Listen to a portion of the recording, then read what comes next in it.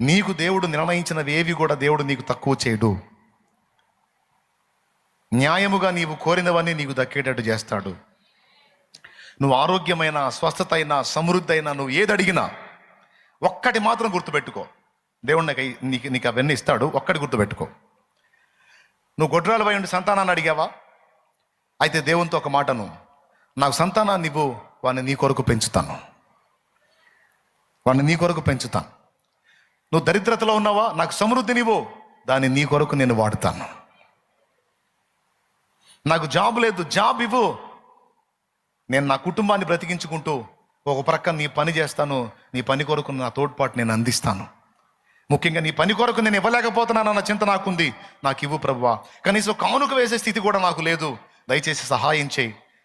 నీ పనికి అందరూ తోడ్పాటు అందిస్తుంటే నేను చేయలేకపోతున్నాను, నేను ఇవ్వాలి విస్తారంగా దేవా అన్ను అడుగు.